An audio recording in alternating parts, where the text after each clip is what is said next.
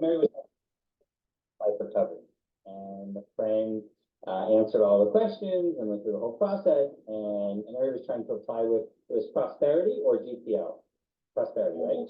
Yes, correct.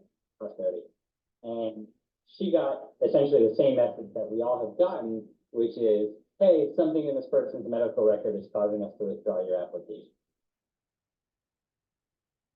And so Mary got to have the experience of walking a person through the process of requesting their medical records, which can be done at this website. Putting it in the chat now. Can you all hear that? Okay. There's a F-16, F-18s. Which one are the Hornets? F-16? I don't know. I can't hear. You can't hear them? Okay. No. Be glad. It's quite loud. I'm just gonna double check because I want to know before it is the F-16 Hornet.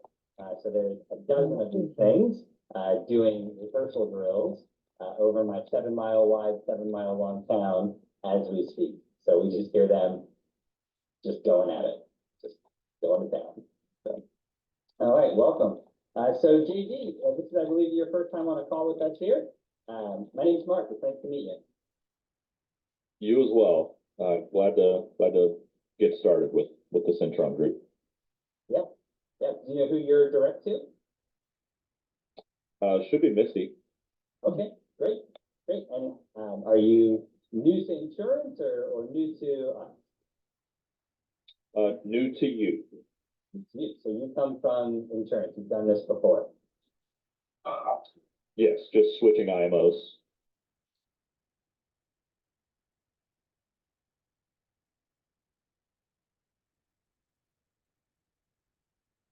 Very good. Well, in that case, welcome. So since you come from the business and you've done this before, you're switching IMOs, what are some things, if you don't mind, getting our thing kicked off here today, we like to start with positivity. And I think as a person making a transfer to us from another IMO, I think that you'd be able to share some insight that would be very positive for folks. So what are some things, some advantages that you're perceiving coming to us? A much broader, more value-based lead inventory type system, all of those kinds of things. So instead of focused just on one marketplace, there's a pretty broad array of being able to get after different lead types, really generate your own leads, those sorts of things. Generating your own leads, that's a big deal. Have you ever done that before? Have you ever done your own lead gen? I haven't.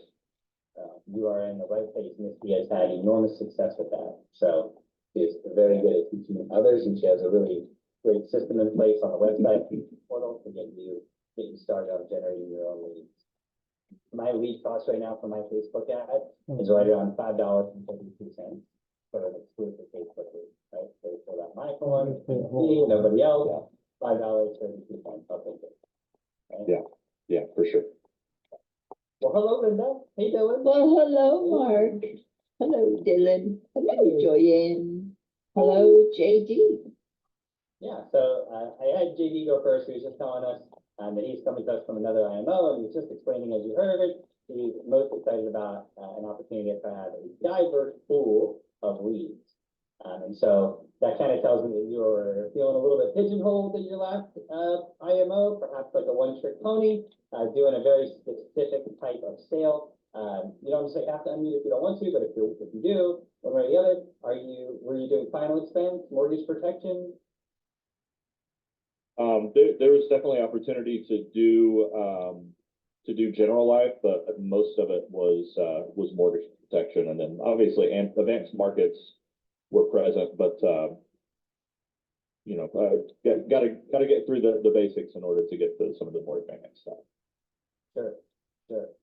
And so you were finding people through mortgage protection, and when applicable you did term, and when applicable you did critical period, and you did whole life or UL, and you asked about the 5 Rs, and you found they were losing money, and whenever there was an opportunity, you rolled them into an annuity or some kind of bar hole or something fancy. So you did the annuities That's it. yourself? You did the No. annuities?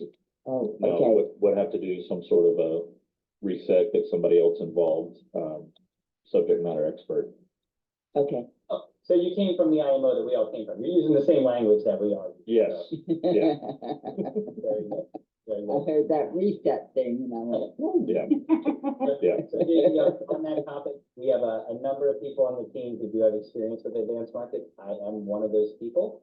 I do it all. And I don't have a preference. I do what's right for the client in their circumstances. Right, I don't push IULs or par hole or fixed index annuities over multi-year guaranteed annuities. I don't have a preference. It's whatever's right for the client. Yeah. But that's something you're interested in learning how to do yourself. I would be a person that would help you for a split on the first few so that you can do For it sure. yourself afterwards. yes, yep, that's the goal. So I would be doing that with you. There'll be other people that will be able to do that with you if you prefer, but I would be one of them, okay? So, we heard from JD, about his positiveness. He's here for some good reason. Joanne, do you mind going next? Wins, anything very positive for you? That's I have an appointment tomorrow at 3:30. And did this come from EverQuote? Was this Warm Market? Where did this appointment come from? It is not someone I know personally, but someone I know knows. A referral. Yeah. Good. Wonderful. Very good. That's really great. The EverQuote leads, honestly, if you really want to know my honest opinion, they suck. Okay. All right, we'll come back to that in just a moment. We will come back. Okay. Right? I see you. Positivity first. We're gonna come back to that. All right. Okay. So on my screen, on the next row down from left to right, is gonna be Linda. Okay. I am right in the middle of entering an app, Your app or someone else's app? my app, Very good. Very good. And are you doing the guaranteed issue that we talked about? yeah, And you're doing it through Great Western? yeah. Very good. Which I had to really kind of go to find the app page. So I watched that video from their website twice to be able to get to the enroll page to find how you went through the quote first and then do the app. So, yeah, a little tricky. Found it. I got it. I'm halfway through the app. It's saved, pending. Perfect. Yeah, Perfect. So that is a really good testimony. Everybody who heard what she said, that is a really great testimony as to why we encourage you to reach out to your family and friends first for practice acts. Because there is a little bit of a learning curve with each of the carriers and the products, right? You don't want to be doing it with your client and fumbling through it and having them go, "Does the person know what they're doing?" yeah, Right? Yeah. yeah. Very good. Especially on something as simple, this is guaranteed insurance, so it's something, it's pretty simple. But, and note to group, guaranteed assurance through Great Western is only a 6-month advance. And it's only a 50%, well, for general agent, it's only a 50% commission on that 6-month advance. And their maximum commission payout is 500 on that one, guaranteed issue, right? So that's for those.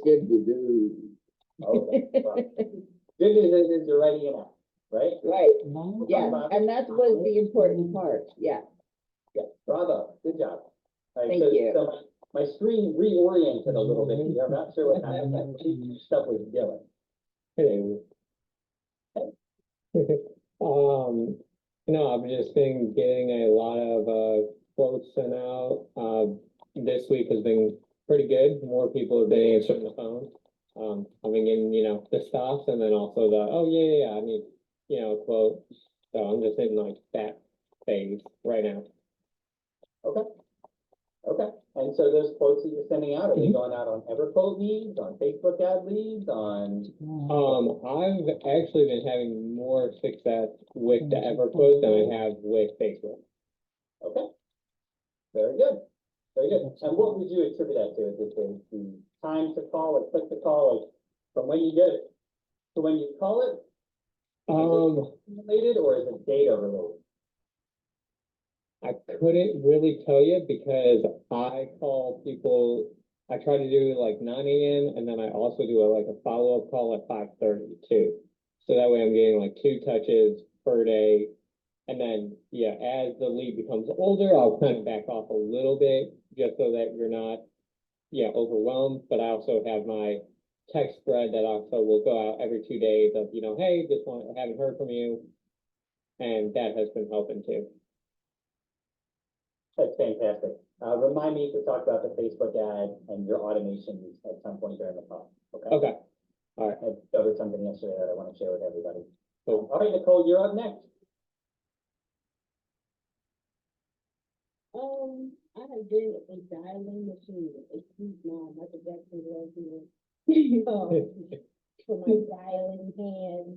I've been in the process of a move, and so it's been interesting because I've been dialing as I'm moving, and people call back, and I'm literally like in the user hall, and I'm like, no, I have this quote because what I've done is, and this is how I help you guys in the contact.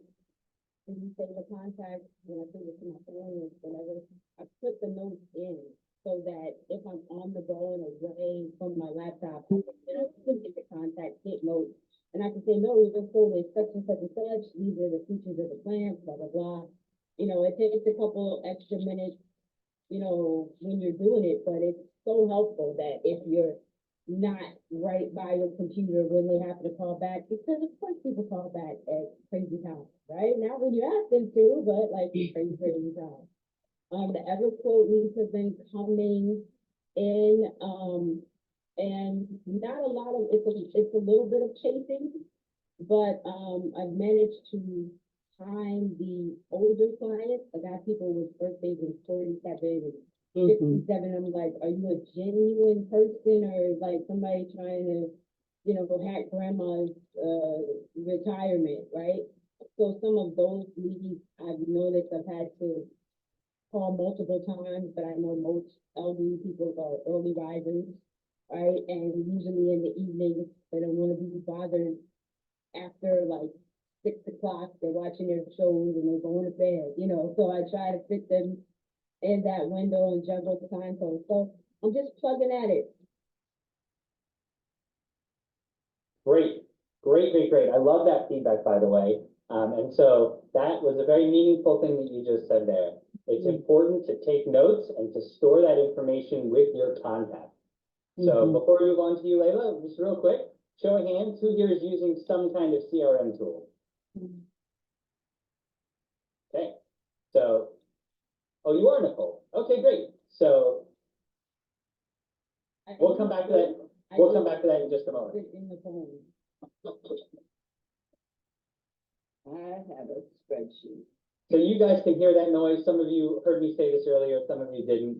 I live in a little town called Vero Beach, and Blue Angels are performing here this weekend, and so all of that noise you hear in the background is a half dozen F-16 Hornets rehearsing for their performance on Saturday. I need to come It's in. loud at times, and it will be not so loud at times. What can I tell you? All right. So I just wanted to say, if you're not using a CRM tool, it is very important that you do take notes and then you save it with your contact information. So if they reach out to you and you're not at your computer, you can have that conversation wherever you are if you're able to. It is highly recommended that you do use some kind of CRM tool, whether you use the one that we provide or you use your own, no problem. Nicole, did I set yours up or did you have one when you came to me, when you came to us? Set mine up, I but think, I don't know, I'm pretty sure you set mine up, but I don't know if it was working like all the way properly, so I'm gonna have to get it after. okay. On that too, but I just double back with that and Google Docs, because I can use it on the phone and the website, and also you can store applications and links in Google Docs. So Amen. So get comfortable using Google Docs because you can access it from any device. Does anybody else having a hard time hearing Nicole? Yeah. A little bit. Nicole, for some reason, your mic volume is very low. Like, we can hear you clearly, like the mic is working, it's just super quiet. All right, so while you're getting that resolved, Layla, you're up. Hey, okay, so I've continued to be working with the EverQuote leads. I do feel like I'm getting good traction, and although not everyone calls, or not everyone answers when I call, if they don't answer, I can get them to respond eventually through text message.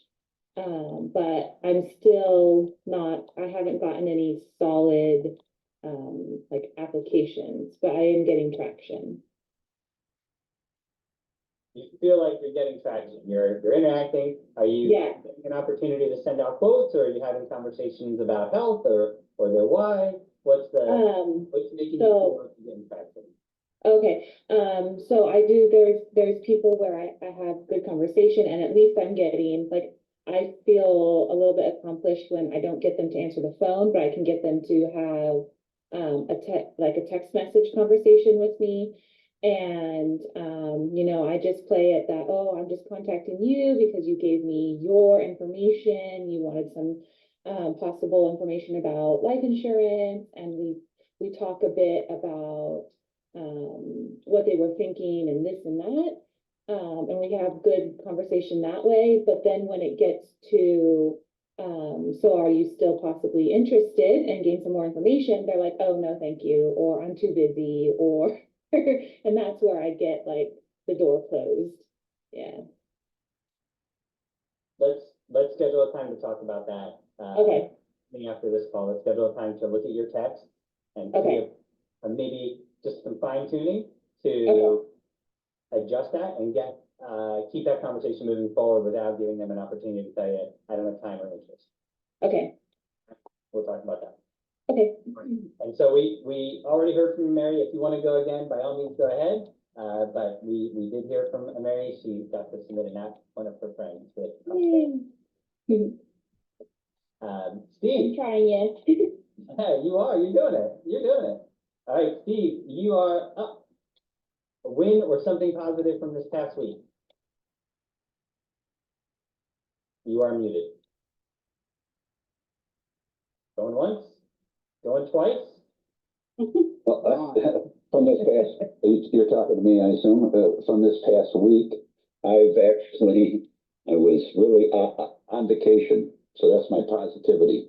I'm just getting back from a 2-week stint and sort of kind of getting back into things. I'm trying to, that's kind of where I'm at. That's the positivity. Still waiting on, as we discussed this morning about contracts. Yeah. And that's kind of where I'm at. Very good. So Steve had, his big win was that he got to escape the end of winter in Chicago. So he lives up in the Chicagoland area, and he got to come down to Florida for a week with some family, and then a week in California with some family. So really nice way to escape. Right. Right. You, last but not least, and this is your first time on our call with us, I believe. Would you please be so kind as to introduce yourself, tell us why you're here, and something that you're grateful for, some win or something very positive from the past week. So I guess, like, to begin, well, I'm not home yet, but so forgive my setting. I'm just in the car right now. But so my name is Clayton Leopold. I joined up with you guys by chance. I remember a couple months ago I was just putting out as many applications as I could on Indeed, and you guys were the first ones to get back to me. And I had never heard of the insurance industry, or I've heard of it, but I didn't really know anything about it. And my dad told me that he used to do it with life insurance. So he was like, it's really good. Like it's something I can help you with. So I was like, okay, I'm going to try. So and it's been really interesting getting to know all this stuff. I really like listening to Mark and Misty. Mark, your training video with the fire chief. I've listened to that like 3 times, so it's really interesting to hear how you interact with people and get around like denials and stuff like that. So I'm looking forward to getting good at knowing everything. I do have experience in like sales and stuff, but just not around insurance. So that's my intro there. I guess something really positive about the last week, besides this being my first day, which I've been looking forward to. I have been doing some odd jobs here and there, like, but while I'm waiting to start this one, because you do need a little bit of money to like get leads and basically do your inventory, you know? I've been getting really good jobs and making a lot of decent money. So now I'm happy that I can just jump from there into this. Awesome. Thank you for sharing that with us. Thank you for that positive feedback for the recordings that you listened to and for your excitement to be here. I'm excited to have you all here and to pour into you and to help you achieve your goals here, 100%. Thank you. Thank you. Thank you. And I'm glad you got a beautiful day to be in your car with the sunroof open. Like, God bless America. You know what I'm saying? Like, good job. Yeah, the weather's great right now. Yeah. All right. And so, everybody, when you see the audio connect, just a big hello. Welcome to Diane. Oh, here she is. Ready? Hi, Diane. Hey, Diane. Oh, hey, Diane. Hey, Hi, guys. Sorry I'm late. I had a I'm glad call. you texted earlier. You posted that you weren't going to be able to, so I'm glad that I you did. know. I got a break. They weren't well to talking today, so that was good. Well, I think we just heard about your positive win for the week, unless you got something bigger than that. A what? Your positive win for the week. I mean, that was pretty big. I gave you a break. Oh, that was pretty nice. You're not wrong. Yeah. I might have one policy to go. She called me back tonight. I quoted her yesterday, so crush fingers. Yeah. Repeat performer. So whoo. Awesome.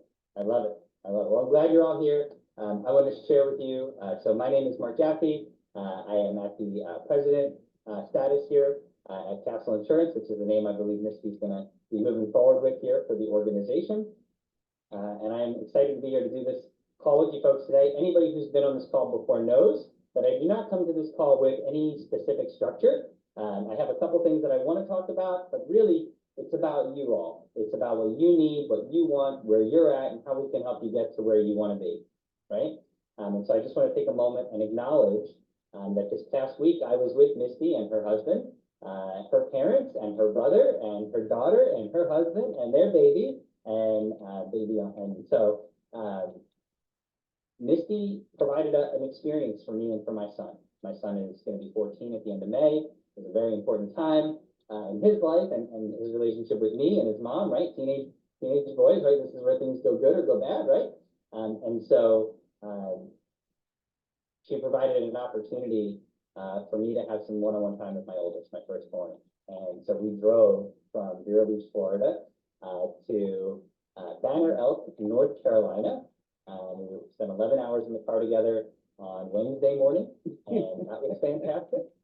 Driving through the mountains together, making jokes about all the free rocks, because up there in that part of the country, they sell Christmas trees and rocks because they are abundant and presumably free. And then we got to stay at this magnificent home built in the side of the mountain. Some of you got to see pictures. Really, really cool thing. This house, which is made of wood and stone, which is just really cool. Everything is wood or stone. The wraparound stone porch had a waterfall built into the side of the mountain and a fireplace built into the side of the mountain. So at night, when you get out of the hot tub and you're sitting next to the fire, you're listening to the waterfall, which is really kind of a cool experience. Like you'd be hard pressed to be able to recreate that in the wilderness, a campfire next to a waterfall, right? And so we got to hike around up there. My son found a deer antler, which was pretty cool, bringing back his own little, what would you call that? Anyway, his own little Souvenir. souvenir. Thank you. That was the word. Thank you. Souvenir. And then we went and we explored a local waterfall, which was really cool. We got to see a snake, like run right across in front of us. We saw turkey. We saw deer. There was a story that a black bear was seen. This is really cool. It was a very cool experience. And then, of course, on the drive back, I made record time. I got home in 10 hours. Don't ask what kind of driving was involved to shave an hour off of that time, but I got there. No bathroom breaks for you. So we took that. We stopped for food at one point. Anyway, so that was a big win. That was cool. And so one thing that I do want to talk about, work related and business related, is we are going to be getting new carriers, and we're going to have some new products, and a new lead source, a new vendor for leads. So really excited about that. I will save that for Misty to go into details on, but just know that you may have gotten a message about new carriers, some big things coming your way, including access to the direct consumer tool that I have on my website. Okay, you will all have access to that tool, which is very important, right? Especially for those people that are unresponsive to you otherwise. Being able to say, hey, I get it, talking to people is scary, do it yourself at themeyeragency.com, and then go on and click the link and go through, get quotes, and apply for coverage in minutes, right? Very cool. It's very, very cool. So that's in the works. It's coming your way. Some other things that we talked about that are in the works and coming your way. So just be patient. We think we've got some good stuff coming out. And then for everybody that's using the CRM that we provide, Growth Labs, which I think there's at least 4 of you. And Nicole, I do believe you reached out to me and I set you up an account. I do believe that happened. I can't verify that while I have you on the screen right now, but I feel like you did. Did we do that together? Did I set you up? You didn't need it. I think you did. So too. So in that tool, and everybody who has that CRM tool, there is a Facebook Fast 5 Lite automation. And so that runs when someone clicks on your Facebook ad if you have the form connected. What I realized as I was going through my list of 300 some Facebook leads that I've gotten since January on that was that not everybody got contacted.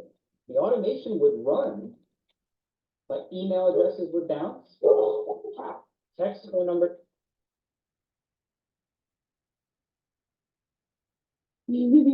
Text phone numbers would bounce, right? They would say undeliverable, right?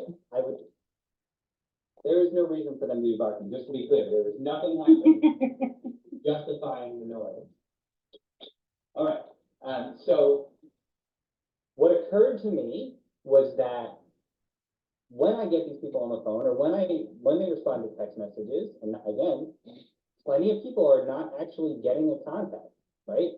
The emails go to spam, the text messages don't go through, and they're not answering their phone. Maybe their voicemail is full, right? There's a lot of these people.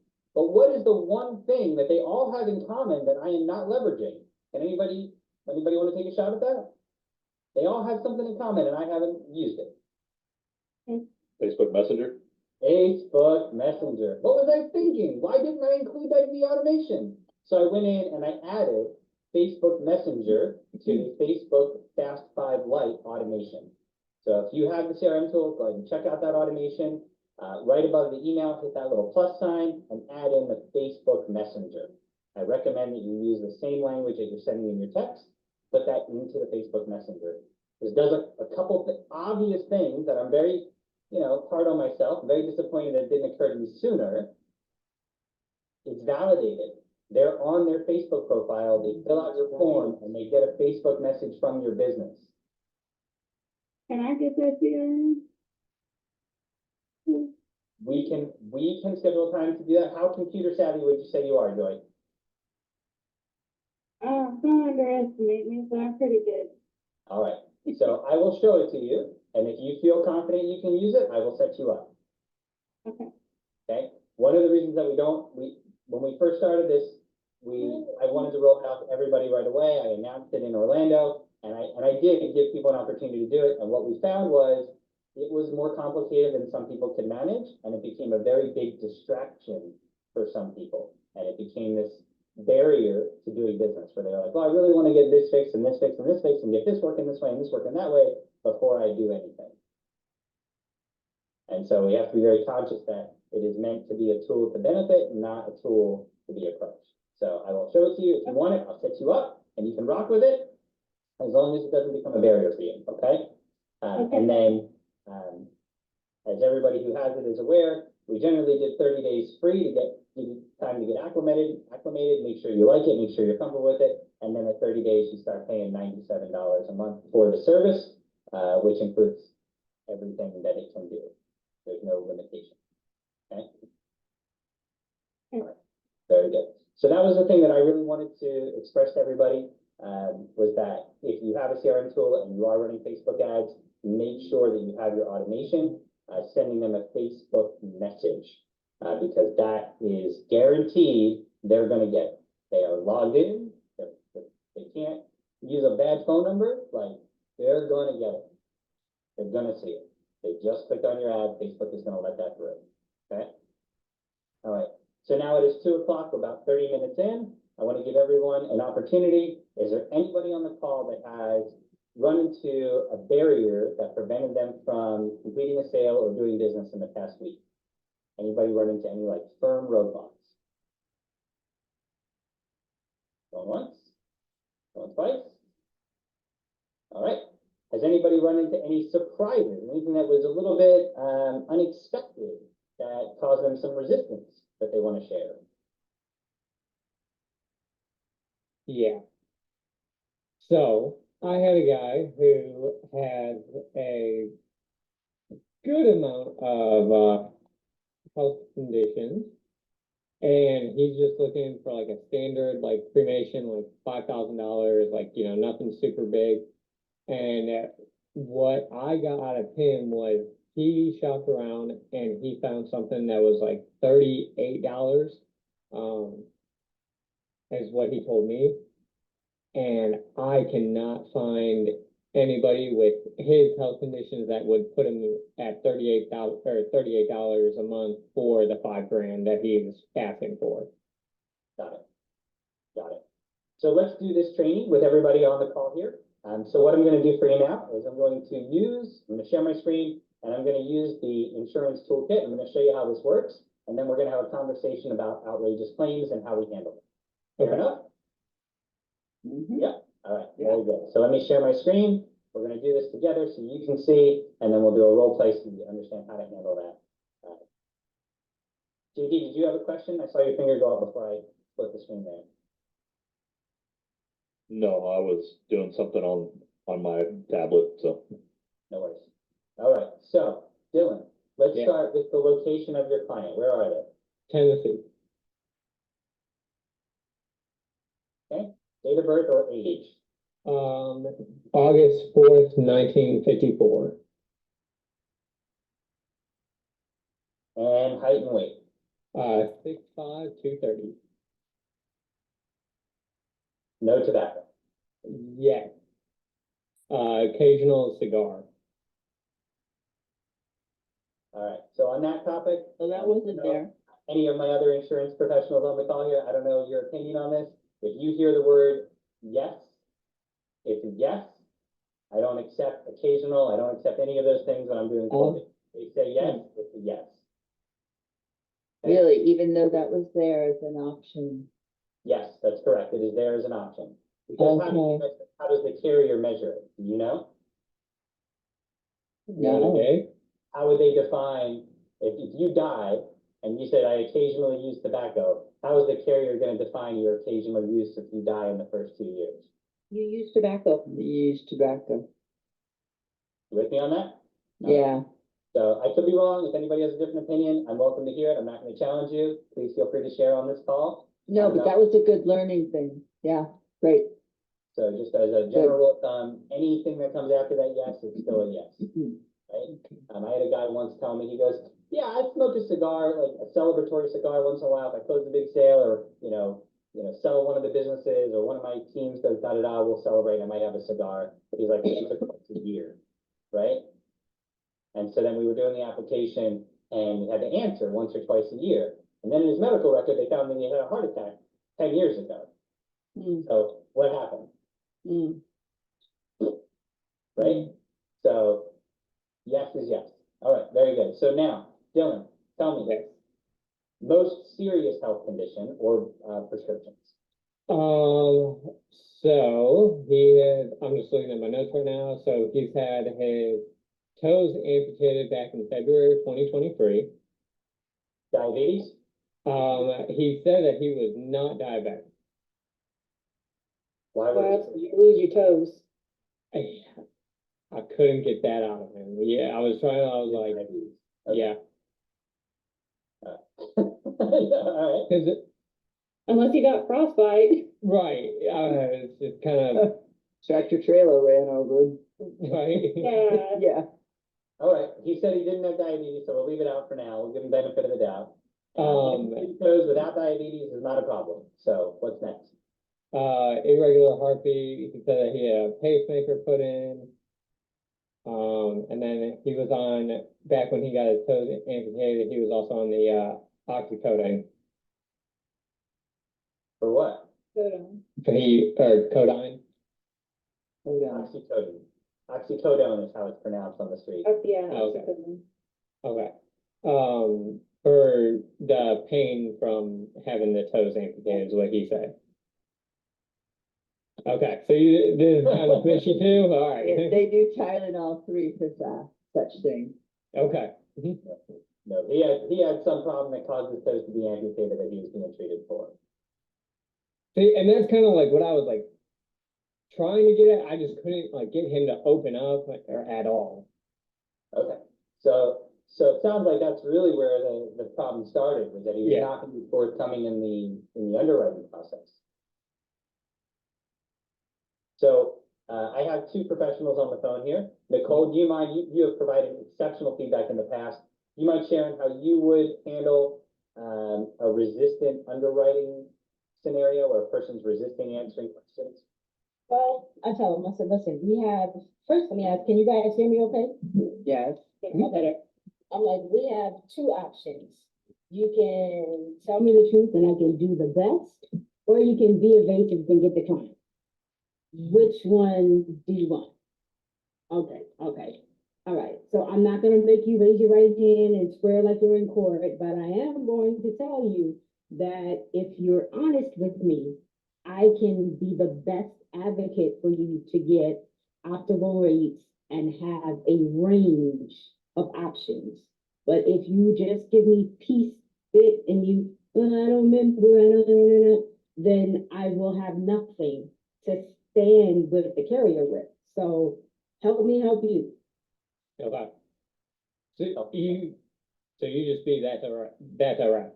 Of course, because this is what you have to remember. If you don't have time as a professional to chase them, 70 calls for you to give me a list of prescriptions. Like at your last doctor's appointment, they said, every doctor's appointment, they say, please list all your current medications. I don't care if you take a picture of that with your phone and send it to me, if you fax it to me, email it to me. I need to know every current prescription and any medical condition. And then if that doesn't work, then they're like, well, I don't know, I'm not sure. I'm like, okay, well, let me ask you this. What are you afraid to tell me? There's something that you're afraid is going to get you declined.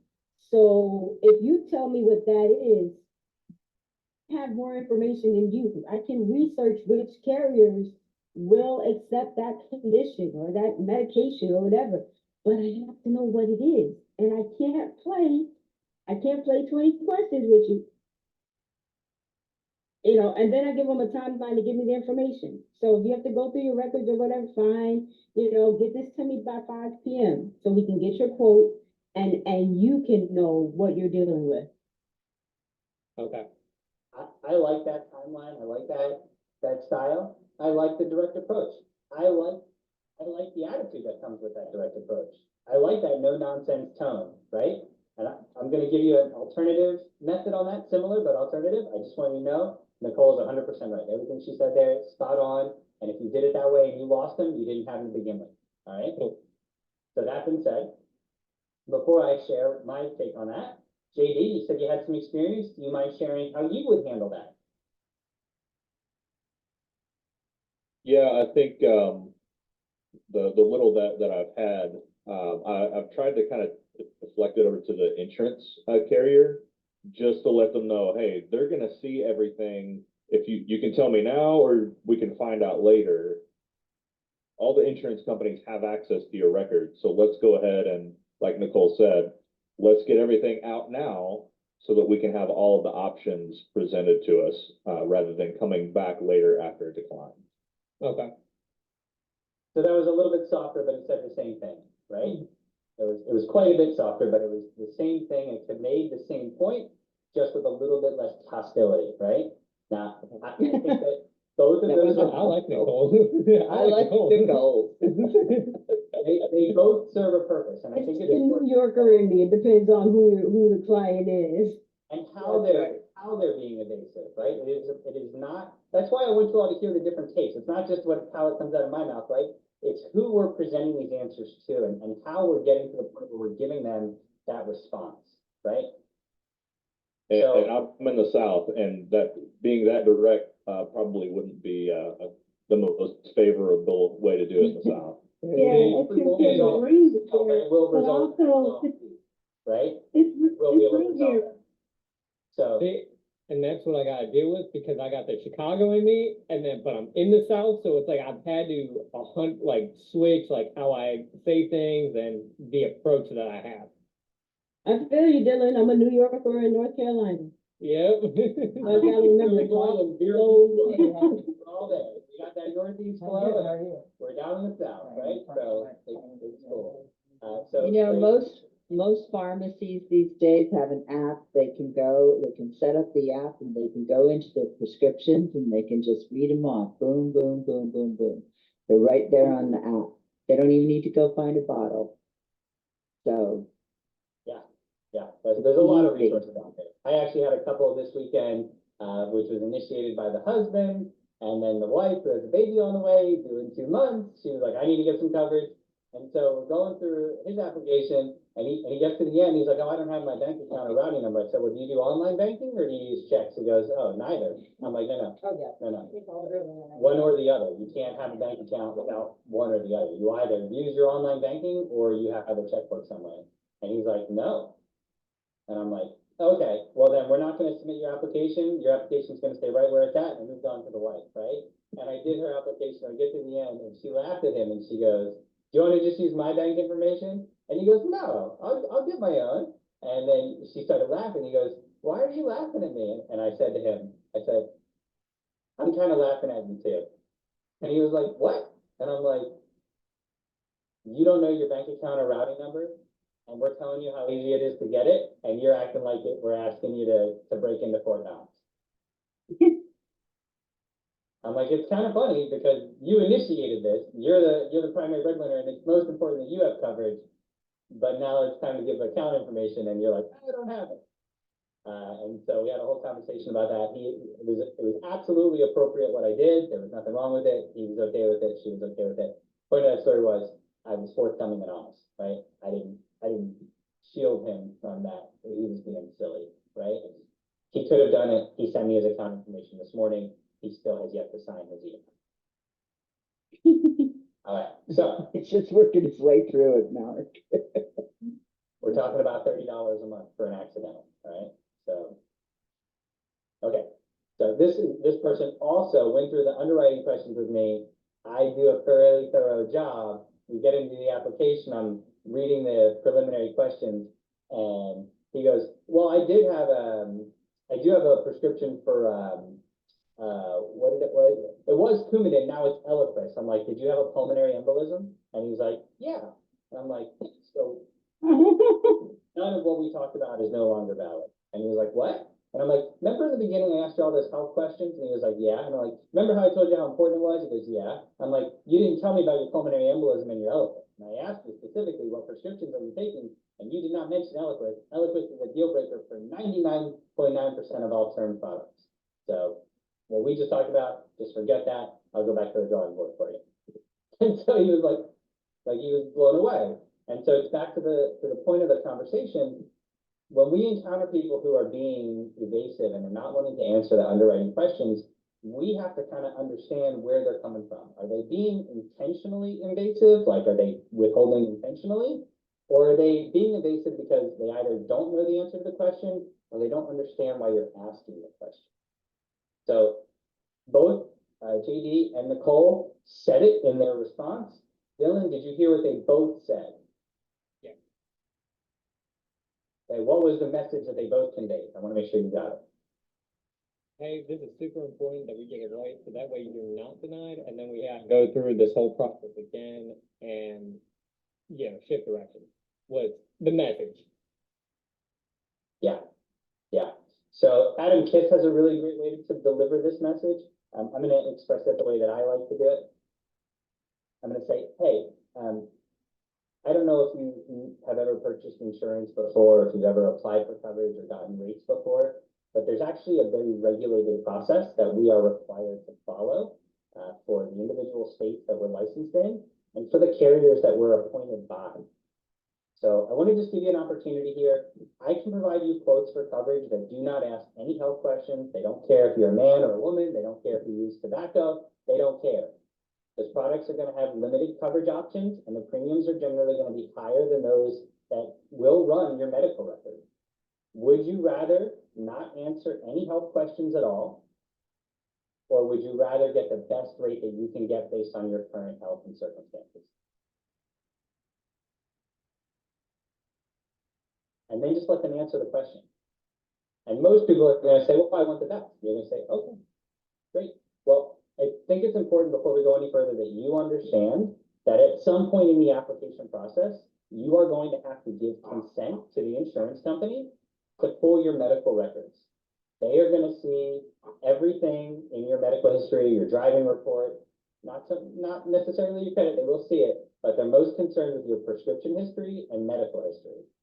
So I'm asking you now, have you ever been diagnosed with any major medical issues? And you all have heard me do it in the trainings. I'm going to do it again for this training. Have you ever been diagnosed or treated for any major medical conditions like a heart attack, a stroke, any form of cancer, any seizures, diseases, or disorders? That covers everything. If you have a pulmonary embolism, that's included in diseases and disorders, right? Diseases or disorders. What disorders are disorders? Mental health, right? Covers it. Then I say anything common, like high blood pressure, diabetes, high cholesterol, or arthritis. And then because people disassociate conditions, I say any respiratory issues like asthma, emphysema, COPD, or sleep apnea. Anybody who's done this for any length of time, they'll tell you, you could ask the first two questions, major medical, anything common. These people have sleep apnea and COPD, and it does not register to them that they have chronic obstructive pulmonary disease. Yeah. Does not register at all, not even a little bit. Does not register to them that they have equipment to help them survive sleeping at night. Doesn't register that that's a health concern. Does not.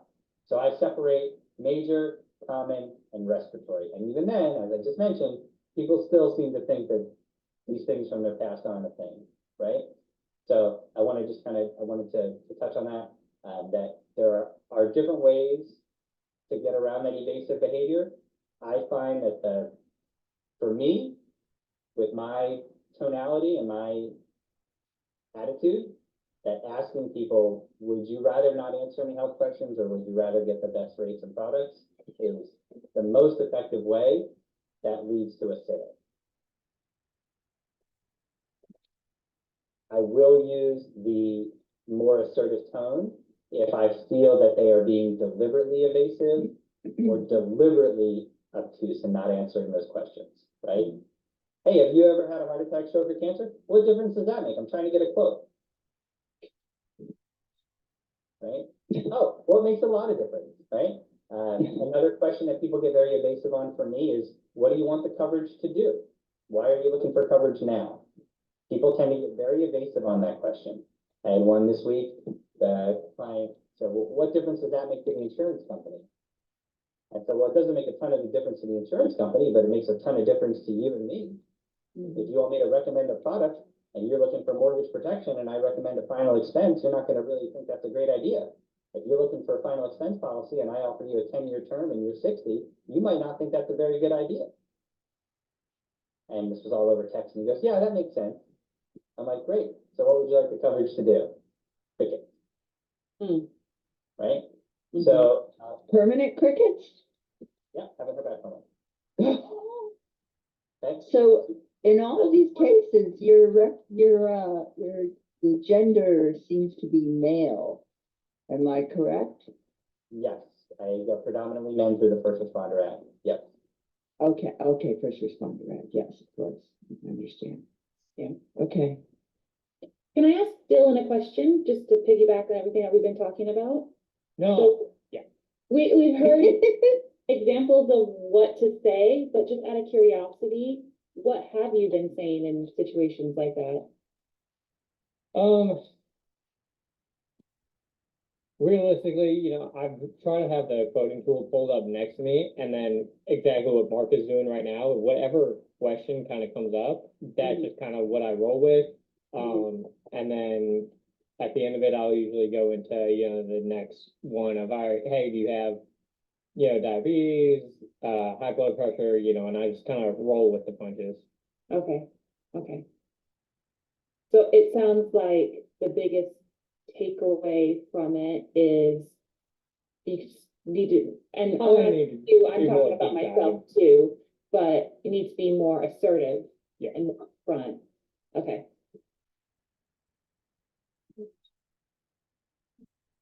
Some of that's gonna have to come with time. Some of Yeah. this, you can't be taught a lot of those moments. You have to Mhm. experience those moments to understand what's happening. I couldn't like tell you, hey, if you're evasive, say this or say that, right? Yeah. You gotta be in that moment. Yeah. But so, just kind of staying on the topic, a lot of times people will tell you that your quote is higher than what they've been quoted. Mm. This is common. Mhm. And frequently, it is a smokescreen. Okay? So, again, it depends on how the person delivers the information as to how you respond to it, right? If somebody says in sort of a less confident voice, oh, the best you got is $46 a month, somebody offered me $38 a month for the same coverage. Right? So I would like to hear from JD and Nicole on this, but I'm gonna tell you what I say. When I hear that, I say, okay, did they ask you all the same health questions that I asked you? And they're either gonna say yes or they're gonna say no. And then I'm gonna say, so, I understand you're shopping for coverage. Were you looking to see if you could get a better deal than that, or if that was the best deal out there? Because that's actually a very telling answer, right? What if they say, well, I'm looking for a better deal? Is it worth your time to proceed? Probably not. I agree. And how, Yeah. what define a better deal, because it's They won't be able so, yeah, They will not be able to. Exactly. Well, I was looking to get 10,000 for $25 a month. Oh, you're 69 and you've had your toes amputated for some unknown reason. Okay. yeah, See how that yeah, goes, right? yeah. So that's a part of that question, right? Well, I'm looking to see if that's the best deal. Okay. Well, look, I'm a broker and I work with dozens and dozens of carriers, and I'm not saying that I always have the best rates, but it's pretty uncommon with the access and resources that I have. It's pretty uncommon for me to not find the best rates. Like, it's pretty unusual. So I gotta ask you, at $38 a month, did you apply for that coverage? Mhm. Right? Mhm. And then people will say no. Right? Mhm. They're all gonna say no. And so then you're gonna say, okay, well, what's involved in applying for that coverage? And let them tell you, I don't know. Look, the reason I'm asking these questions is at $46 a month or $8 more than what you've been quoted, the application process takes about 5 to 15 minutes, depending on how well you can answer the question. And we'll know at the end whether you're approved and you're covered or not. If you get approved for this and you want to go shop and apply for that other coverage, and maybe they need you to pee in a cup or give blood or show up at some medical facility next month, and you want to go down that road and see what that's all about, you're welcome to it. But based on the information that you gave me today, based on the medical information that you gave me, this is the lowest rate of all the carriers that are authorized to do business in the state of Tennessee. So if somebody's giving you a lower rate, my suspicion is it's not what they told you it is, or you don't qualify for it.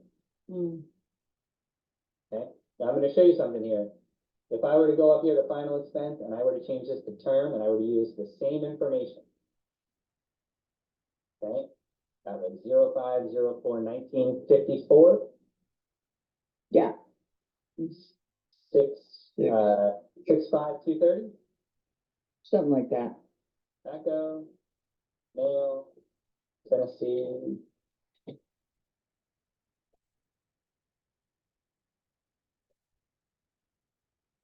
The regular heartbeat. Not even gonna do it. Oh, you know. Nobody. Yeah. Nobody. So it is safe to assume that he was throwing a number out there to see if you could get there. Mhm. But if you ask those questions that we talked about, that's a really good way to uncover if they're serious or if they're not. Because Okay. Is there any, Go ahead, go ahead. is there anything at 10 years term? Nope. Okay. Yeah, so he was just throwing that number out there. Interesting. I was gonna ask, when it comes to people, like for that, in that example, he was saying, like the rate you gave him was like 42, and he's like, oh, I saw this at 38. Like he most likely didn't actually see that. He was trying to like Craigslist tackle you. That's like not something that's up to us, right? Like, but we don't determine the rates, so why would they try and lowball us to see if we can change it? They don't understand that that's how that works. Most people think that a sales process is a sales process. They do not understand that there are regulated sales and there are unregulated sales. And that's why during the underwriting conversation, it's important to express, especially if they're being evasive, hey, have you ever done this before? Because this is really regulated by the states and the individual insurance companies that appoint us. This isn't willy-nilly. This isn't like a used car lot. Like, I'm not gonna go get my manager to come in here and do a TO, right? I'm not gonna do this with you and then hand you over to the finance guy, who's then gonna hand you over to the after-sale guy who's gonna sell you, Final warranty. and an extended warranty. Yeah. That's not what's going on here. It's you and me to the end, right? I'm the person your family's gonna call when you're gone. Right? So it's important that they know that what we do matters. It's important that we know that what we do matters. So you all can still see my screen. What I wanted to see in this process was that even not putting in a ton of information for medical, just a regular heartbeat being recent, he's got limited options, right? Right. And the lowest was $46 a month. But the reality is he's probably going to get a guaranteed issue product based on the information provided. And so, Right down there. yeah, right? So, Great Western. well, that's great. It's not guaranteed issue, right? Right, but they have a guaranteed issue. It's probably gonna be over $100. Exactly. So I wanted you to see, here's a guaranteed issue. This is Corbett Financial, also known as AIG, is $53 a month. Okay, but the big thing is that like the most expensive is 78, I think I saw. Yeah, because they're ranked in order of cost. For some reason, this list did not sort in prices. Oh, it didn't. No, Oh, sometimes look at it do, but it did not, right? We saw. All right, it did. yeah, Yeah, so there's a 39. 30 That's in the right, middle. 267, right? Huh. What I think is important for all of you new people who are new to the industry to understand is, for all of the products that are similar, they're doing a similar thing, they have similar bells and whistles, prices within a few dollars of each other. Mhm. In the life insurance business, you will not find a circumstance, I'm making this bold statement, you will not find a circumstance where there is a huge variation in price from one carrier to the next for a comparable product. If there is a huge difference in the premium, there is going to be a huge difference in the product. It could be the bells and whistles, it could be, the underwriting, there is gonna be an enormous difference. If there, if it's, the premium is way off, there's something else that's very different. Okay, so it's just an important piece of information for you all to have, right? What else? Any other questions, topics, experiences? What else can we do today? I want to go back over again with, Moo and, Corbridge, AIG. What's our non-compete? Is it 6 months or 3 months? Moo was 3 months based on product that we sold, There was 6 months per product. So if you had 6 sold, months. Living Promise 6 months ago and Guaranteed Advantage 1 month ago, you could sell Living Promise today and you have 5 Oh. months to go on Guaranteed Advantage. Okay, and then on Corbridge, AIG, I'm not 100% sure, but I believe that's gonna be a 6 month rule as well. 6 months. Okay, It's only the All right. 1 month, right? We only have the guarantee is your whole life with them, I believe. yeah, Now, it's will, expensive. So we'll talk about that. Dylan, I want to hear what you have to say. Linda, it's expensive compared to Mutual of Omaha, but Yeah. it's expensive compared to United Home Life Guaranteed. CUA. And the reason for that is because AIG is the only one that offers reduced paid up. Mhm. So a person can have that policy and someday they could outlive their premium. They could get to a point where they don't have to pay premium anymore. Do you all see this weird shading on my face? I promise you, this is not my sunglasses. This is something the camera is doing. You all see this? Yeah. It's not what I look like. I don't. That's not my sun- that is not a sunglass tan. I do not Like know, MIB right there. right? Yeah, I promise I'm not a superhero. I'm not out there fighting crime. All right, Dylan, go ahead. with the whole, I'm piggybacking off of Linda, but with the whole non-compete thing, with all the recent laws and regulations that are being changed, is that even gonna matter? Or, So the non-compete is a different conversation than the Mhm. contracting conversation. So the okay, the previous IMO about, who you work with and how you work with them. The carrier conversation is about chargebacks. gotcha, okay. They're trying to mitigate chargeback liability for people moving from one IMO to the next. Right? They are saying, hey, you racked up $10,000 in chargebacks or $10,000 in business over here. If we move you over here and that 10,000 falls off the books, who's paying for it? Right, So that's the carrier conversation. In regards to the non-compete, it is very exciting that the FTC has come out and said that they're banning the non-compete. You may have noticed there's been a lot of pushback from the government on that topic. Who knows what the outcome of that will be? We don't know. Yeah, it's an agency rule, which is different. So, let me stop sharing my screen all right, very good. So, we got a ton of messages. Okay, all right. All right, so, as we wrap up here today, we're right over our hour line. Any topics, any questions, any experiences that you all want to share?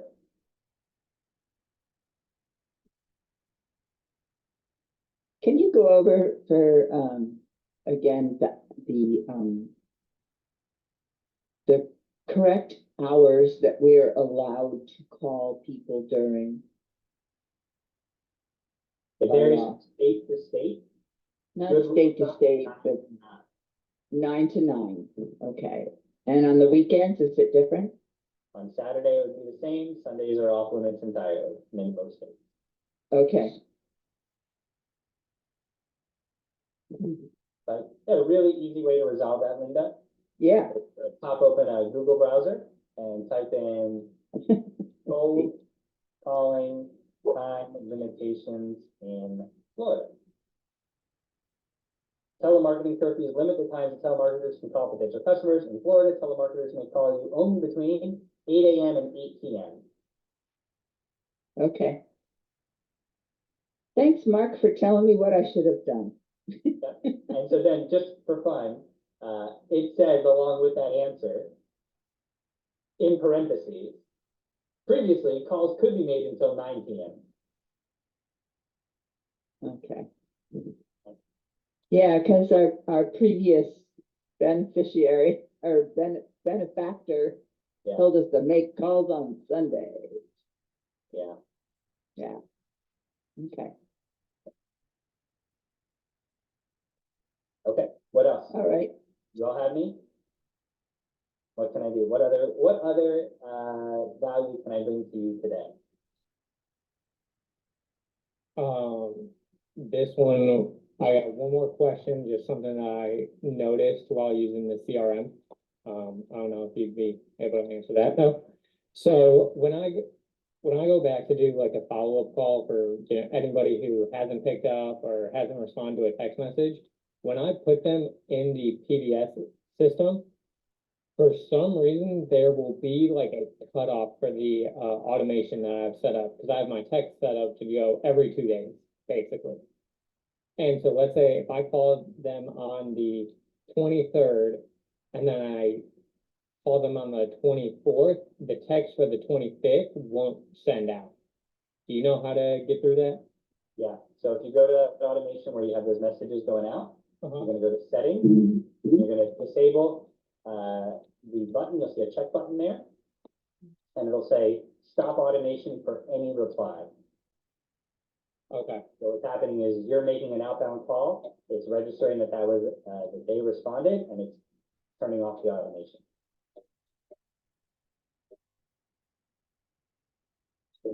okay, the stop on response. There you go, turn that off. Okay, okay. That's about it. Just be aware that you've turned it off though. So if somebody responds and you don't want them to get any more messages, you have to go in there and turn the automation off. Well, so, and I have the branches set up to where if they respond, then it cuts, and if they don't respond, then we're good. Okay.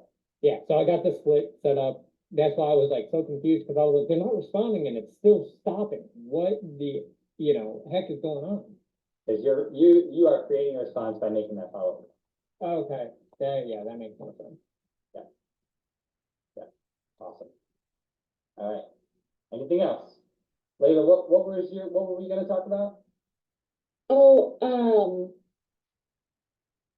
basically just getting them to commit, because I'll have good conversation, and then the second it goes into being able to for them to give me more information, even to run a quote, they're like, I'm too busy, I'm not interested anymore, and stuff like that. You mind reading one of those text message conversations to us so we can have an idea of how that flow is going, so that we can all hear and get some best practices around that? Let me see if I can find one. I'll see if I can find a good example.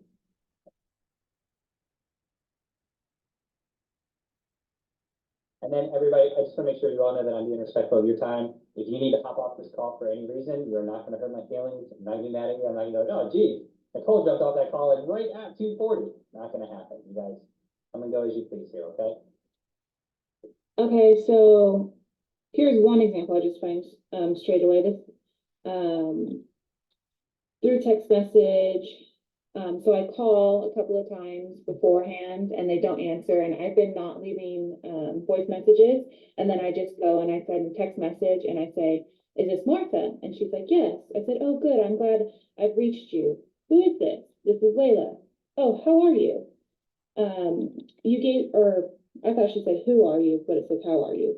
But anyway, you gave me your information to help you get information about possibly getting some life insurance coverage. And I said, I'm well, thank you. How are you? Nice to hear from you.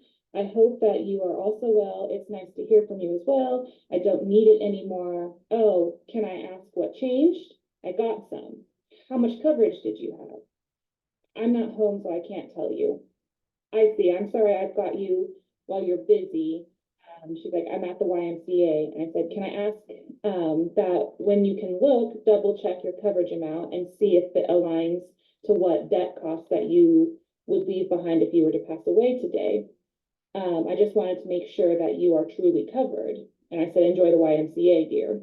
And she says, I don't have debt. And then that was it. I said, oh, that's great. Happy to hear that. And that was the end of that.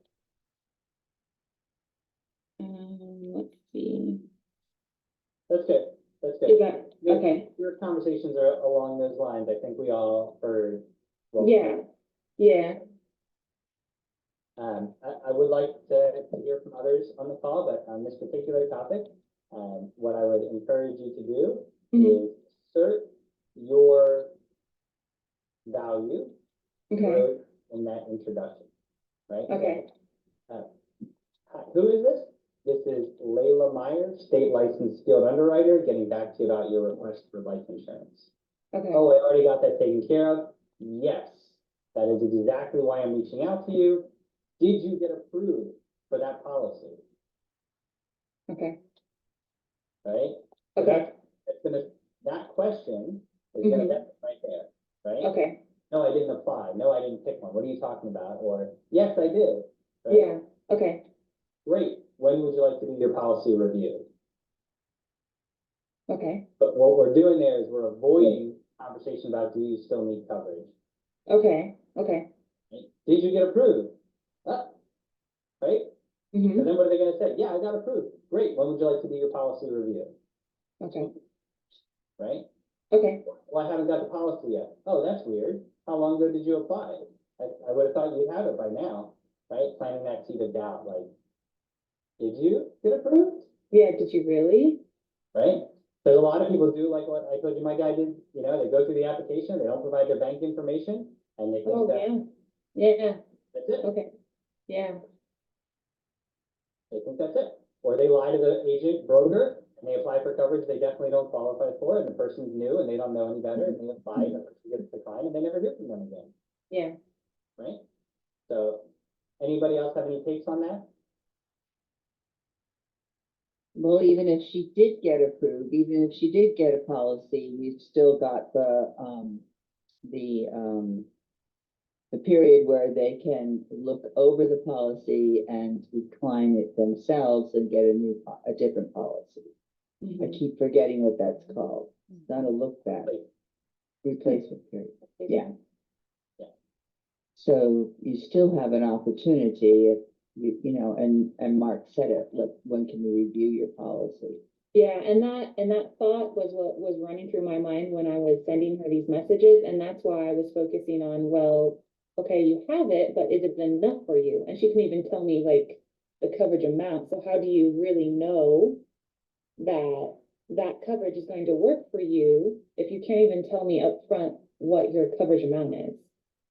So there is no coverage, they rely. Yeah, yeah, The smoke screen, right? yeah, And that's why I don't ask that. That's why I go, oh, have you received your policy yet? okay, Or have you been approved, right? okay, Something along those lines, and that way, that's exactly why I'm calling. Did you get approved for that? okay. Right? Because like Dylan's guy, oh, I get it for $38 a month. Sure you do. Go ahead and apply. for it. Yeah, okay, It's the same topic. Okay. So when you're on a text conversation like that, mhm, isn't there a moment, Mark, where you should try to get over to a voice conversation so that you're getting that tonal quality back into the conversation and you can listen and find your way through this rather than texting, which doesn't have that tone. This is a huge topic, and I'm going to give you my opinion, which is not Okay. right or it is just my opinion. Okay. Thanks. When I started in this business in 2019, I was told we do this over the phone and we do this in the home. We call, we book appointments, we go sit with people in their homes. The world changed in 2020, and I had already been implementing text messages against my mentor's instruction. And I've used text messages as a way to get people to respond who otherwise wouldn't pick up the phone. I would send them a picture of their hand-filled-out lead, where they filled out a form, put it in their mailbox, and mailed it in. I would send them a picture of it. And they're like, hey, this was sent to me today. They call back real quick, right? Until I got connected with Misty, I did not do any of the things that we do over text message. Text message was only a way to engage the conversation to get the appointment for a phone call. There was no underwriting questions, there were no why questions, there were no quotes, none of that was done via text. When I met Misty and we went over her process, the process was very much quote and go. Get out as many many quotes as you can, get that pipeline full of people that have been quoted, chase them down, follow up with them once or twice a week. That pipeline will produce for you. Okay. There's pros and cons to that process. There's good and bad to that, right?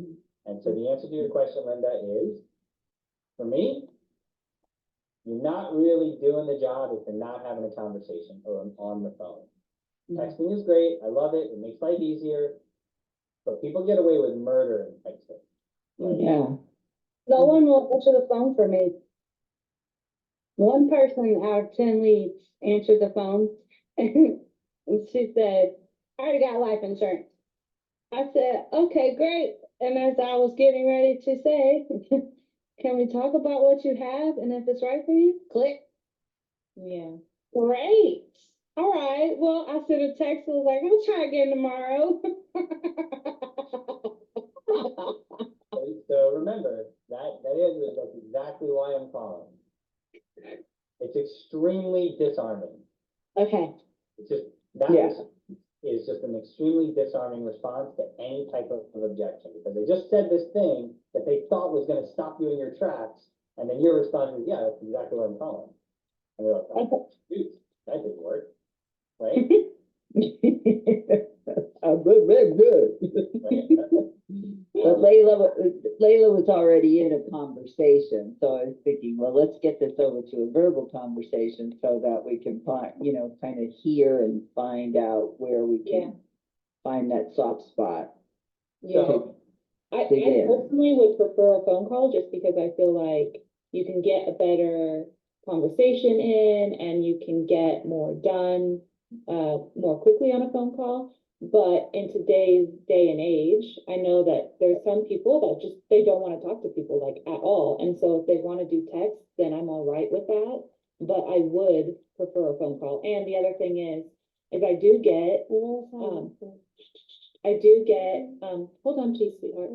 I do get, people to answer the phone, but not as many. I get more than 1 out of 10, maybe like 4 or 5 out of 10. But I still don't want to, just because they didn't answer the phone, just stop there, Right. Yeah, and then, the majority of the time, if they don't answer the phone call, I can get them to answer a text. Even if it was like 2 or 3 days later, they finally answer, like, oh, okay. But, yeah. So let's go back to the beginning of the phone call when you were like, positive things, Joy. So Yeah. through the phone call, I see what I did wrong. Thanks, guys. I appreciate that. I'm gonna work on that. So you can disregard my comment from earlier. And we'll try that again next week and I'll let you know how I feel. Yeah. So let's talk about that for a second. So EverQuote is really cool because they're giving you a high volume consistently every single day. Like, you don't have to wonder how many leads you're gonna get. They're gonna fill that order every single day. And that's valuable, okay? I cannot stress that enough, that in itself is valuable. Yeah. A lead is just a name and a number. And in some worlds, it's just a number, right? You don't even know who you're calling, okay? The struggle that we're all experiencing with EverQuote is that it is not only going to you. And so when a person gets an EverQuote lead, their phone blows up. Okay, I wondered, because they sound so irritated. Oh, yeah, one guy in California, he was like pissed. And he was like, what is it? And he said, I got a quote and it's been so many people and then he's like, well, I'm driving. But I got him to talk. I said, well, what do you do? And he was like, I put in one thing for a quote and I got like 14 calls today. And he said, I can't have this with my job. I'm trying to work. So I was like, well, what do you do? He's like, my personal assistant and an estate planner. I was like, well, we don't need to talk about insurance. We need to talk about estate planning. Let's talk those options now since you've got the insurance squared away. He was like, oh, okay. Okay, well, yeah, fine, all right. I was like, cool, but yeah, they are pretty ticked. Worn out. And I guess, and I wonder how the leads are sent to us. Because I've had leads come in and I literally am calling them like 30, maybe 2 minutes after they come in. So you can't tell me, you know what I mean? Like, it's just come into my email at 12:01. I'm dialing at 12:04. I'm dialing at 12:01. and they're not wanting. And I'll give people a minute and they're like, oh, stop calling me. I'm like, oh. I want to paint a picture for all of you. So just imagine there's a call center, and in this call center, there are 50 agents sitting at a desk with a manual phone to dial and a headset on like Windows. And they're sitting there at their desks. And their whole thing is they're dialing all day long and they're waiting for their next web hit. They're sitting there at their phone, dialing all day at their computer, waiting for that next web hit. That web hit comes in, they stop what they're doing and they call it right that second. And they're graded on their click to call speed. The amount of time it takes from the moment they get that lead to the moment they push the last digit of the phone number. How long did it take? If you're an agent in a call center and you want to continue getting those web hits, your number better be pretty low. Because if you're in the bottom 10%, good chance your web hits are getting turned off. Yeah, I worked in call center too, Nicole. I'm managing Not a thing. for American Because Express. they are able to produce these leads so consistently that there are call centers all over the country that are getting these leads. You have a major competitive advantage to the person in the call center.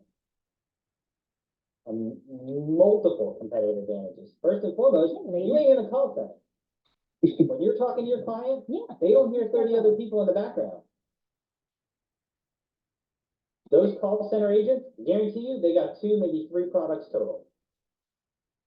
They work for someone, and that someone is saying flavor of the week. Sell this product, and this product. Sell X amount of this, and we'll bonus you this, which is unethical to say the least. So you got to understand that those call center people are not doing what you're doing.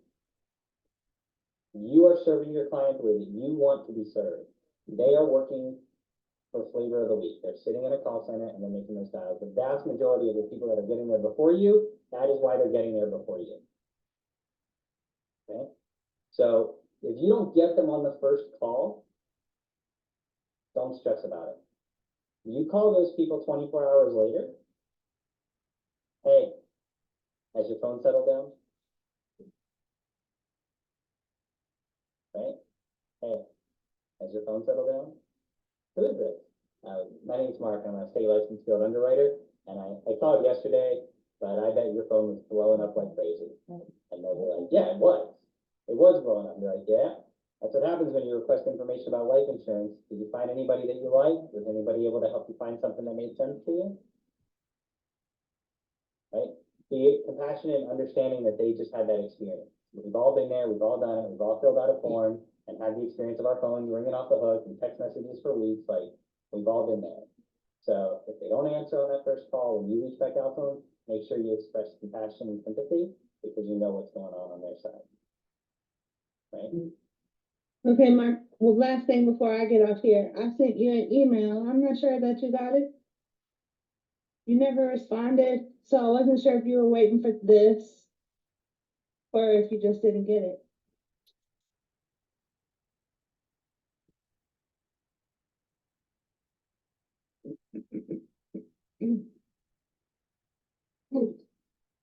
I do not have an email from you. What email address do you have on file? Joycing.life. No, for me.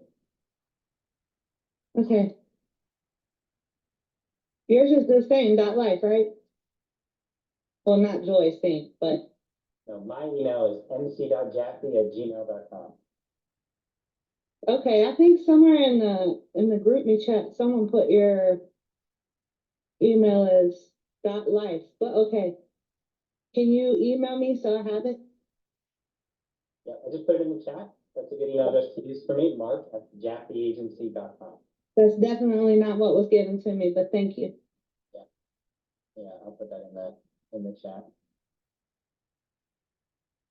In grouping, I mean. Great. All right, so as tradition dictates, now that we're wrapping up here for the day, there's only 5 of you left. So please take a moment, share something valuable that you got from the call today in GroupMe to encourage others to jump on these calls with us every week. Make sure that you're on Monday. I suspect Misty is going to have a ton of value, and news to share. All right, and on that note, let's go help some family.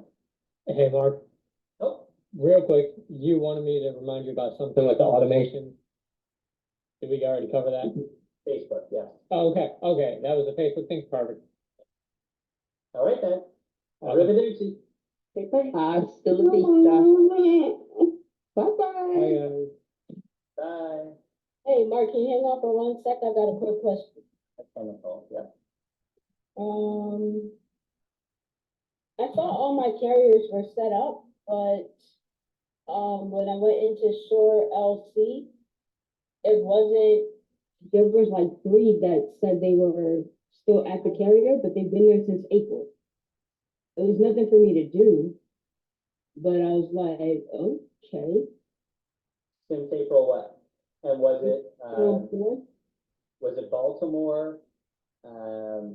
No, I have Baltimore. It was F&G, Royal, which I thought Royal had come through. And who was the third one? Yeah, but I was like, wait a minute, this is weird. So F&G is gonna be a minute, and they come from a different, IMO. Okay. Yeah, there's some contracting conversations about that. Royal Neighbors, I don't think I got that one yet, so I think that you're waiting on your upline to get Royal Neighbors. Okay, I think Jason's my upline. I think so too. So check with him and see if he's got Royal Neighbors and if that's the holdup for your contracting with them. Because Okay. that is how those things get slowed down. It's your upline has to be contracted for you to be contracted. And so you're. Yeah, because I'm like, okay. And then I have another question too. I think Misty said yes before, but I just want to double check. So, government contracting. Can we do it? What do you mean by that? Can we bid on government contracts?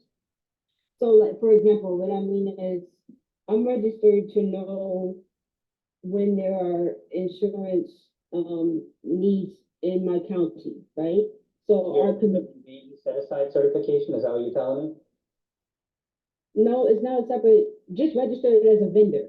Oh, okay, all right. Yeah, so, You're not, your obvious ability, to be a minority woman-owned business and get. well, I'm leveraging that too, but this is totally separate. This would be anybody. I do have the hub certification and I have the, economically disadvantaged, that one, and the women's one. I got all of it. Okay, good, all right, I just wanna make sure, Yeah, those, but for this though, I'm just talking like vendor contract bids. So I'm registered as a vendor with the state. There was just a bid that came in from the community college saying they need they're accepting bids for insurance producers to, give plans for the employees for retirement, like retirement savings and stuff. I'm saying, can we bid on those kind of contracts? I do not know the answer to that question. And the reason I do not know the answer to that question is because I'm not sure what capacity you're bidding on. So what I mean by that is, are you bidding on the coverage or are you bidding on providing the consultative service? Providing the service. I would say go for it and don't bid. Give them a dollar, like. Yeah, because I mean, whatever they pick is what they pick between the carrier, but it's just, we're giving you an opportunity to come in and show what your thing can do for community college staff. You can get in front of government employees and offer them private plans, great. Yeah. I suspect that is not the case though. I suspect that the bid is for group plans. Like group retirement plans? Got you. Which you would need a Series 6 to I be have that. better. You do. So if you have Yeah, a Series I got 6, the and the 63. okay. So then you are technically able to do those plans. Do you have carriers that offer those? you work with, you know,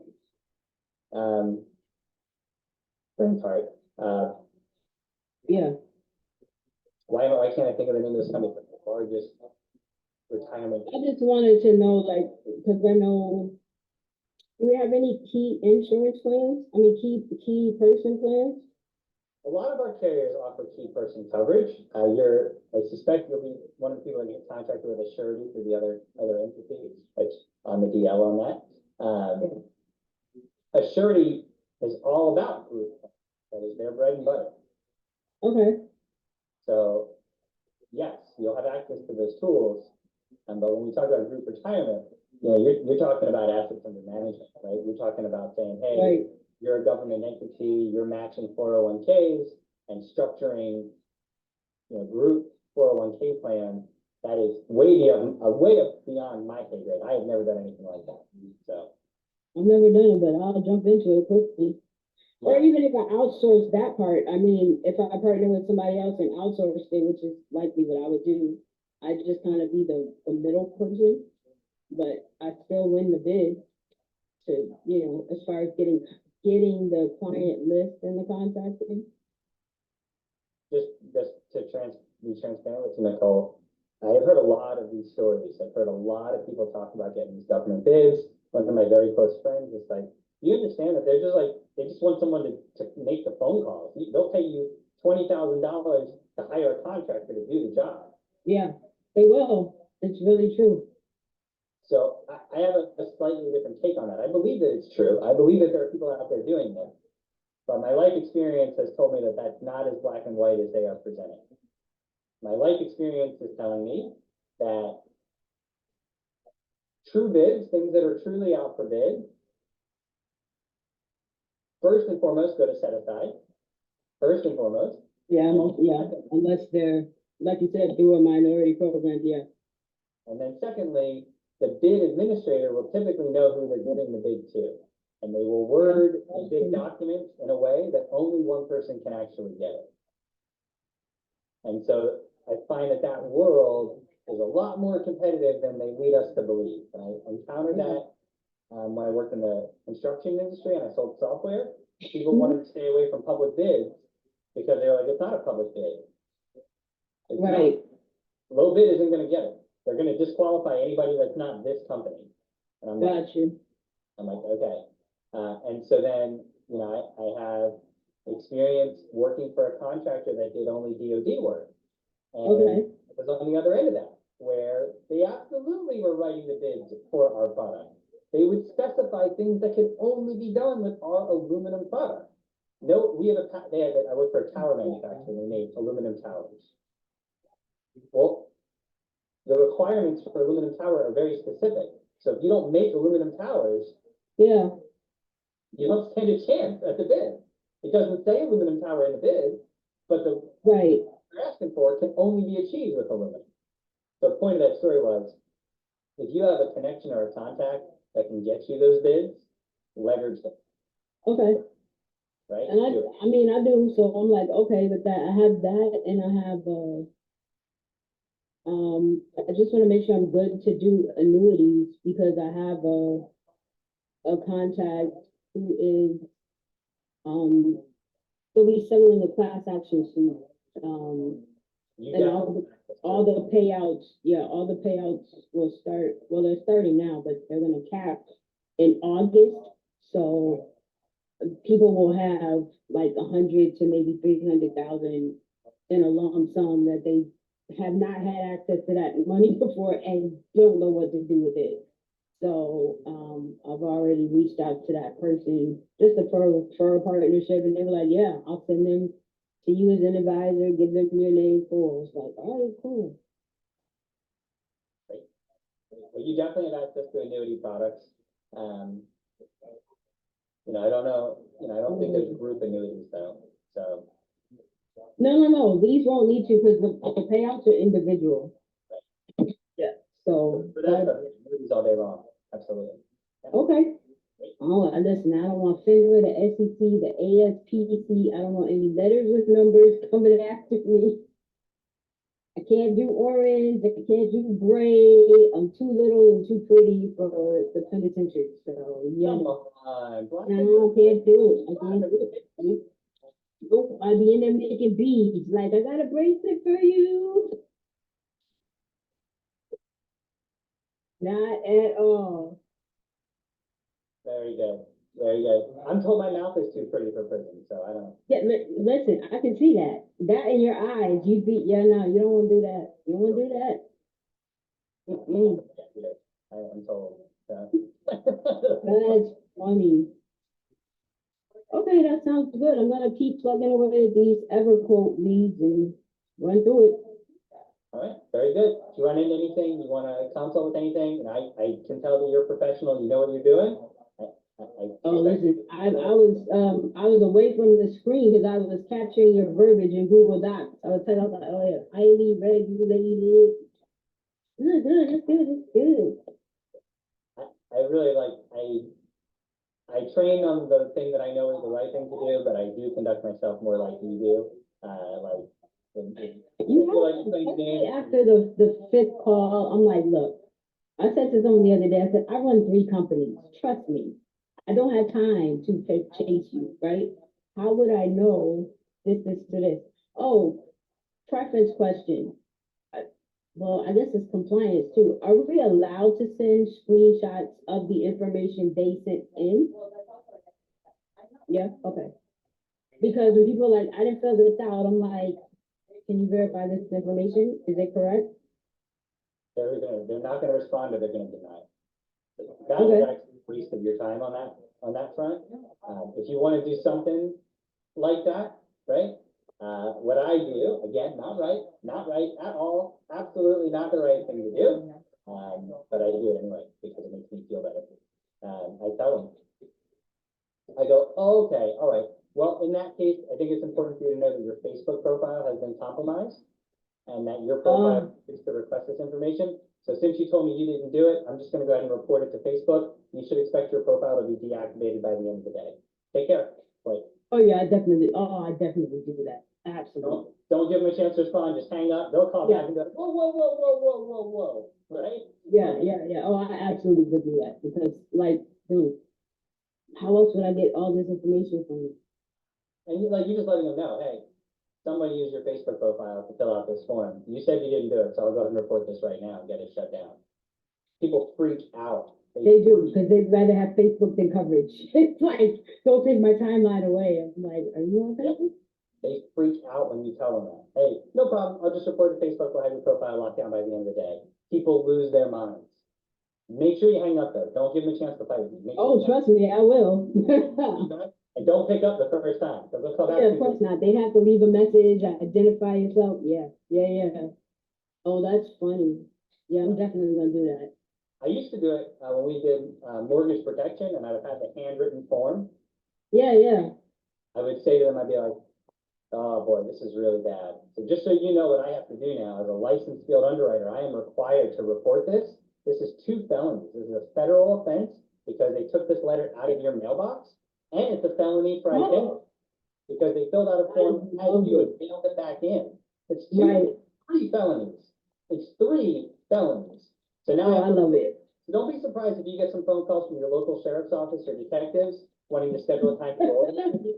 See if they can access your neighbor's cameras to see who took this out of your mailbox. Oh, that's funny. Yeah, Right. that's hilarious. People backtrack real quick on that stuff. I'm sure they would. Like, not good. It's not healthy. I'm not telling you to do it. It's not a good thing. It's not a healthy thing. It's not, I'm okay with that. yeah.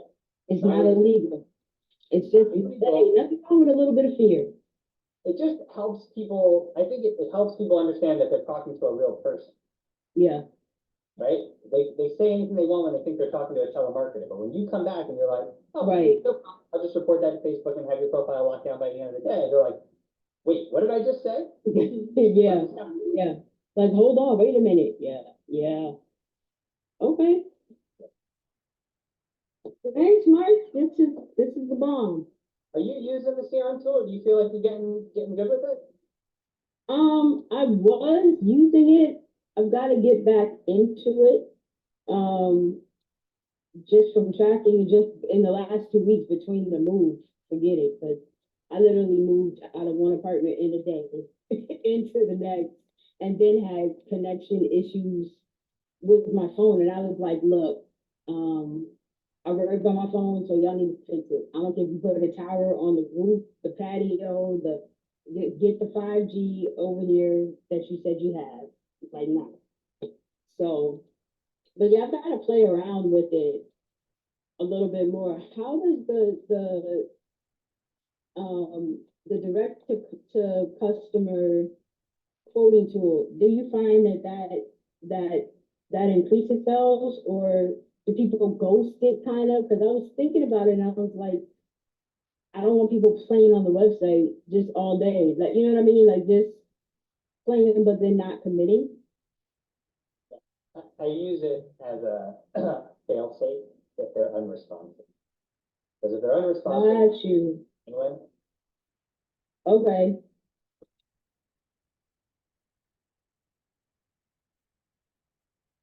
Yeah. and they go in here, they don't have to put in any real personal information, Right. put in their name or email or phone number, anything like that. And it Okay. takes like a list of products, and so it's actually kind of confusing, and kind of like that. Yeah, because if you're the average person, you're not gonna know what you're looking at. Yeah, so like you get to this screen, you're like, well, what do I need? Oh, I'm here for life insurance. You click on life insurance, and you go next. And then you see college plan or term life insurance. Yeah. Yeah. Okay. And so you're like, no, I want whole life, or no, I want this, or no, I want that. Right. Right. Now you got a contact. They could go through there and they could get coverage. They could, absolutely could, but they won't. Got you. They won't, even though it doesn't ask them for any information, they're not gonna move forward. So I use it as a fail-safe, and then if I'm talking to somebody and they've been dishonest with me on the phone, like I've asked them the questions, and they've given me wrong answers, and then we get to the end, and they're like, oh, you don't get approved, weird. I will have them go here and apply for the accidental themselves. Rather than me doing the accidental app, Got you. I will have them go here and relieve myself of any liability, That works. right? Because like, you've already lied, you were comfortable lying to me. If I go through this whole process and get your address, your social, your bank information, lie to me again, I'm gonna be mad, and it's gonna be on me. Yeah. Right? Go through here and go through the whole process, whatever they do, they do it. There's no, like. Okay. All right, I'm cool with that. So this is from a different company that put this in place right before I came to Misty. I was Okay. and I saw what was happening, and I was like, I probably should go to be contracted elsewhere just in case. Yeah. And this is a company out of Florida that Misty is now working with, so just keep that on the DL and just know that it's coming. Okay. Okay. Can we please get New York or New Jersey? New York Life, or Oh, I have a client who said this guy's birthday is like 1947. It came in through Everquote. He says he wants like 750,000. He has a policy with New York Life. And I'm like, you want term at 79? Like, bro. so I kind of touched on it earlier in the call that it didn't get picked up on, so I didn't beat on it. But the conversation is about what do you want the coverage to do? Right. Someone's owing $700,000. The question is that your tax liability? Yeah. That's what I figured, because I've only had a couple come through like 500,000. I'm like, okay, mortgage, debt, like, what do you? Most of the time, it's an unrealistic idea. Yeah. Most of the time, it's somebody who has lived relatively low income most of their life. Typically, not always, but typically. Right. Has lived, an average life, and they've spent all their money, and they have kids, and now they're aware of their mortality, and they're like, oh, I want to leave something to my kids, right? And I want it to be meaningful, and so they come up with these random numbers. And when you ask them, why do you want to do this, they can't tell you. It doesn't matter what the cost is, right? It doesn't matter. Yeah. People who are in their 60s and 70s and they're looking at six-figure policies, estate planners, tax attorneys, they're recommending this for people that have a net worth greater than like 7 million, but Right. under 70 Right. million, right? So, Yeah, you know, where it makes sense, like, okay, if you die in the next 10 years, your family's gonna pay $5 million in taxes, or the estate tax is gonna get 5 million. You wanna get out a $5 million policy, that's $300,000 a year. Increase. that's true. Okay, The people looking for six-figure policies in their sixties and seventies, I've never done one. yeah, no, I can't, most people have had that set up beforehand, and people who need it, they're not, like you said, they're not looking for it for that. They've already got a trust fund for their kids, and heck, the grandkids got a trust fund, and so I'm like, their sippy cup Assets is, are already in it, like, they've already, like, that game's already been played, right? yeah, I'm like, their sippy cup is Gucci, okay, they're Yeah, exactly, exactly. they're okay. Yeah, Oh. so I don't invest a ton of time in anybody, born, you know, prior to 65, asking for six figures. Or before, pre-65, right? Yeah, They're in that age group and they're asking for hundreds of thousands of dollars worth of coverage. I Yeah. think Docs are telling me why, got you, and then I cut them loose, because I know that no matter what, it's not gonna end in a sale. right, okay, And there's only a couple whys I'm gonna take, right?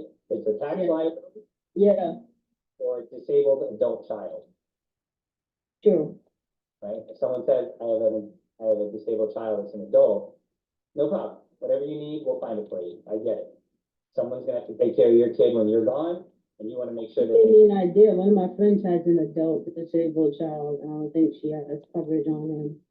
I know she manages his stuff now, but she herself just finished treatment for leukemia. That like this year, or was it this year? Yeah, earlier this year, so I know she needs to have something in place. I'm gonna reach out to her this weekend. yeah, those are the people that I'm okay with doing term over 60, over 55 and 60. They have to really convince me that it's right. And so, Okay. adult disabled children and tax reasons is just about the only thing I'll take. Pretty Unless much, they can yeah. articulate some other reason that I can accept. Otherwise, we're having a conversation about what do you really need it to do and for how long. Yeah, yeah, okay. Cool, All right, cool, cool. good deal. Well, Thank then, you, thank you. I'm gonna go watch some of these jets go by. Have fun. I'll talk to you later. All right.